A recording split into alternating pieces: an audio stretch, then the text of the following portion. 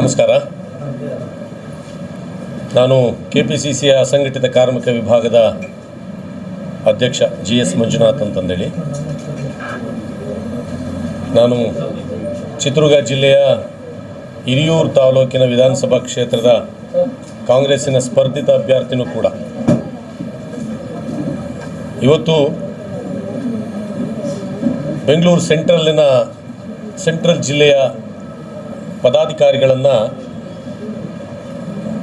ಆಯ್ಕೆ ಮಾಡ್ತಕ್ಕಂಥ ಕೆಲಸವನ್ನು ನಮ್ಮ ಸೆಂಟ್ರಲ್ ಜಿಲ್ಲಾಧ್ಯಕ್ಷ ಆಗಿರ್ತಕ್ಕಂಥ ಶ್ರೀನಿವಾಸ್ ಮಾಡಿದ್ದಾರೆ.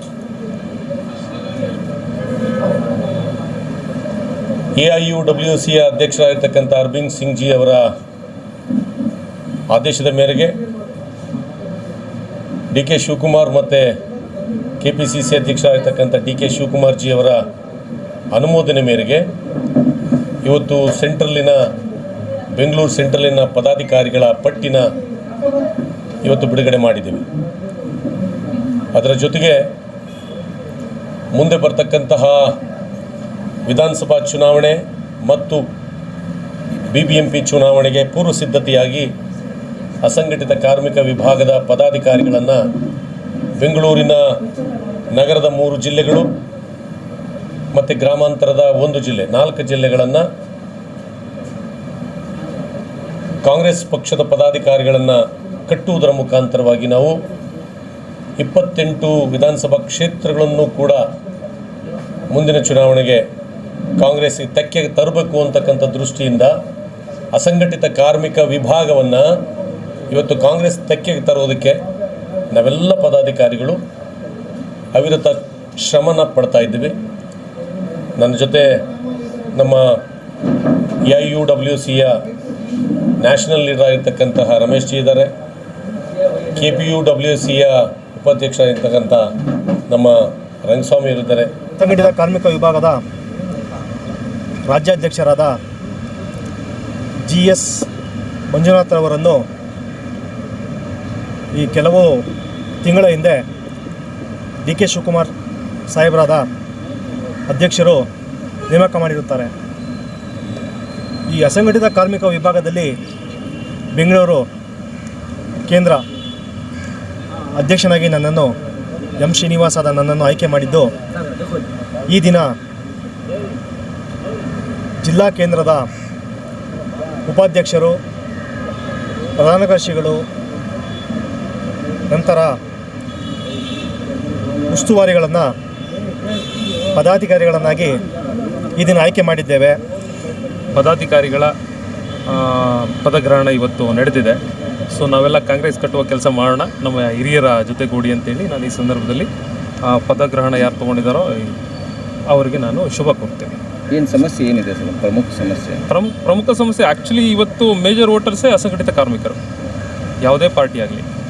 ಸೊ ಹಾಗಾಗಿ ನಾವು ಅವರ ಆಗುಹೋಗುಗಳು ಮತ್ತು ಸರ್ಕಾರದ ಸವಲತ್ತುಗಳು ಅವರಿಗೆ ಯಾವ ರೀತಿ ನಾವು ಕೊಡಿಸ್ಬೇಕು ಅನ್ನೋದನ್ನು ನೋಡಿಕೊಂಡು ಮತ್ತು ಗ್ರೌಂಡ್ ವರ್ಕ್ ಅದನ್ನು ಮಾಡಿ ನಾವು ಮುಂದಿನ ದಿನಗಳಲ್ಲಿ ಈ ಕಾಂಗ್ರೆಸ್ ಪಕ್ಷವನ್ನು ಕಟ್ಟುವ ಕೆಲಸ ಮಾಡೋಣ ಅಂತ ನಮ್ಮ ಸಂತೋಷ್ ಅಂತ ರಾಜ್ಯ ಪ್ರಧಾನ ಕಾರ್ಯದರ್ಶಿ ನಾನು असंगठित विभाग है. देखिए, मुझे खिदमत के लिए चुना गया है. फर्स्ट ऑफ ऑल मैं अपने अध्यक्ष श्री मंजुनाथ जी और जो हमारे सदर राज्य सदर हैं मंजुनाथ जी और जो यहाँ के हमारे बेंगलुरु सदर हैं श्रीनिवास जी और हमारे जनरल सेक्रेटरी हैं संतोष जी, तो इनका मैं बहुत ही दिल से शुक्रिया अदा करता हूँ कि इन्होंने मुझे इसके लिए चुना है कि मुझे एक मौका दिया गया है कि पूरे जितने भी लोग हैं जिनको गवर्नमेंट रिकग्नाइज़ नहीं कर रही है तो उनको रिकग्नाइज़ करने के लिए हमें एक मौका दिया गया है. तो उनकी खिदमत में जितना भी हो सकेगा हम लोग इंशाल्लाह ज़्यादा से ज़्यादा उनको सपोर्ट करने की हम लोग कोशिश करेंगे. और इसी तरह हम लोगों का, जैसे कि मैंने बताया, सभी को पता है लोग बड़े बड़े बातें करते हैं, हमारा बड़ा बात करने का नहीं है. हम लोग स्टार्ट करके काम करके हमारे वार्ड से स्टार्ट करके, बिकॉज हमारे वार्ड में ही ज़्यादा प्रॉब्लम्स हैं. कौन सा?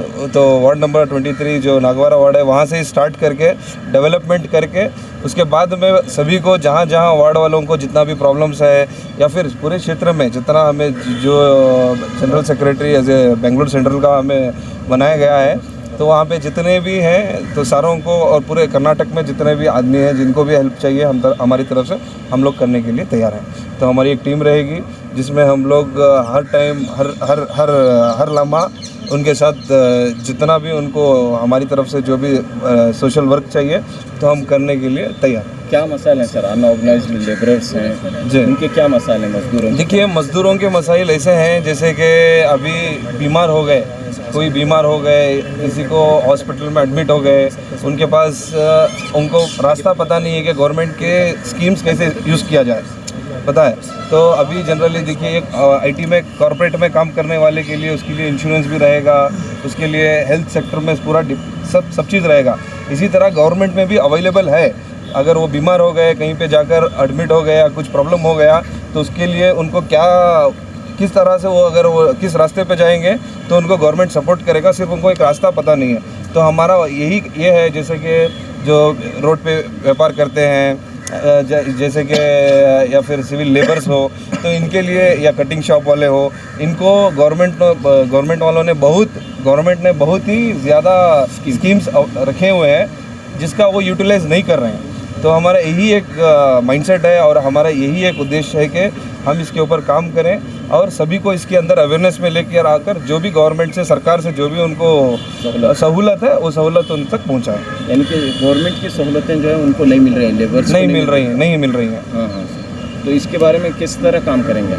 हम अपने महल्ले से शुरू करेंगे, गली से शुरू करेंगे, या फिर हर घर से शुरू करेंगे। और जहाँ तक भी कोई भी अगर चाहिए हमारे से, कोई भी अगर किसी को उसका अगर डिटेल्स चाहिए या फिर कोई भी बेनिफिट चाहिए, मतलब जहाँ अब उनको पता नहीं है कि इस तरह पे जाने से इस तरह होगा, तो वो हमसे रब्ता कर सकते हैं, हम उनको उसका इत्तला देंगे। कोविड में जो है हुकूमत ने लेबर्स के लिए कंपनसेशन का ऐलान किया था, लेकिन अभी तक कई लोगों को नहीं मिला है। इस सिलसिले में क्या आपकी कोशिश होगी? नहीं, इसी सिलसिले में जैसे कि हमारे राज्य अध्यक्ष ने भी बताया कि गवर्नमेंट ने कमिटमेंट किया था, मगर